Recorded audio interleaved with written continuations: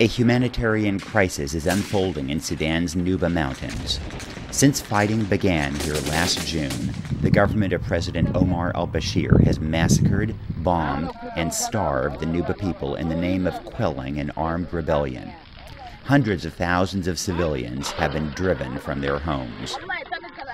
ما مشينا من تردون الدانات دقونا زدان احنا جرينا خشينا بالكراكير البخادي بقتلون بالأسلحة وباقي بضبهم بالسكاكين انت كان قبطوك دي الحي بضبهوك هاي النوبة ما بيلقوا سلطة تانية بيتي ما بيلقوا سلطة بياكلوا في دهارهم كله ما سنة.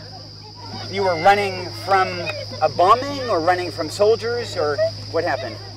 I'm here in a refugee camp talking to Sudanese and hearing horrible stories about government attacks, ethnic cleansing, mass rape. This is the Yida refugee camp in South Sudan, and the people here are Nubans who've been driven out of their homes in stories that are so reminiscent of what began in Darfur in 2003, 2004.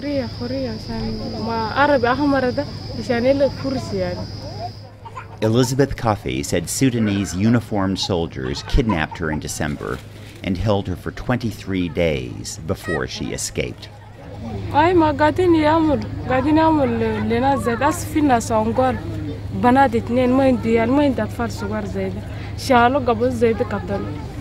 يلا ما واحد ما داري يموت صار يلا يتم بسكين يا يتم بسلام ده الجس بتاعنا ده اللي قاعدين يسولين زي أنا شفت بين.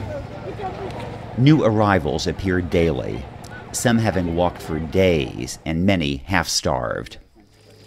The Sudanese government has barred aid workers and journalists from the Nuba Mountains and from the surrounding state of South Kordofan. Sudan wants to conceal atrocities there, and it has been pretty successful at doing so. Are you afraid that Yida will be bombed or not? I decided to slip across the border to investigate for myself what is happening in the Nuba Mountains. We are in Sudan or in South Sudan? We are now entering North Sudan, somewhere along this road.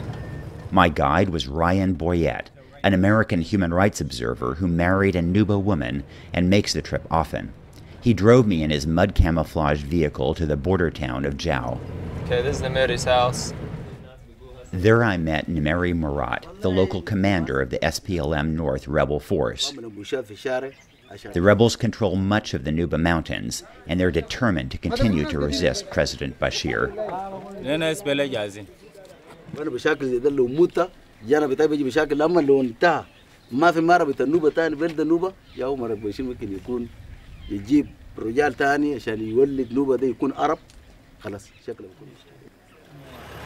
The local rebel commander has approved for us to take this road into the Nuba Mountains. He sent an escort to make sure that we're safe from Sudanese soldiers who were not far from that road. You see the tank tracks? Driving north, signs of fighting were everywhere. In November, Sudanese tanks attacked the town of Dar in an effort to close this road, the last lifeline to rebel-held territory. But the rebels fought them off and kept the road open. Oh, is that the family? Yeah. Still, okay. Sudan controls the air and regularly drops shrapnel-filled bombs right on these rebel areas. So it fell right here and then it did that much damage to the truck. Yes. As a result, many Nuba have abandoned their crops and thatched huts to seek refuge in the mountains. Near the village of Tabanya, I found many families hiding in caves. And have you been able to farm some land? No?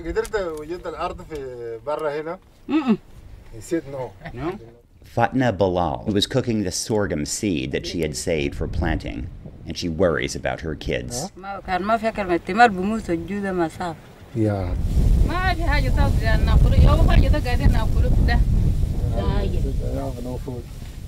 Many other families are subsisting only on leaves and nuts. What have you eaten today?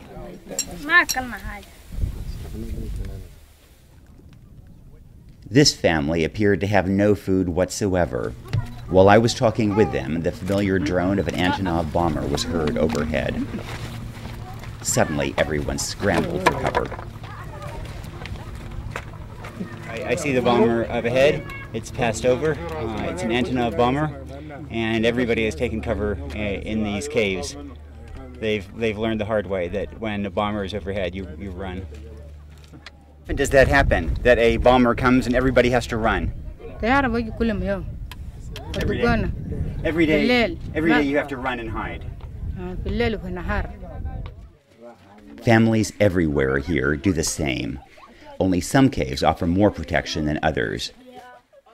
And this child died of an Antonov bombing, but it was a few months ago, but the family has come in. When a government devours its own people, there are no easy solutions. But we can't let Sudan get away with atrocities just because they're in a remote area with few witnesses. Soon, President Obama will face a decision about whether to intervene in some way to avert starvation in the Nuba Mountains.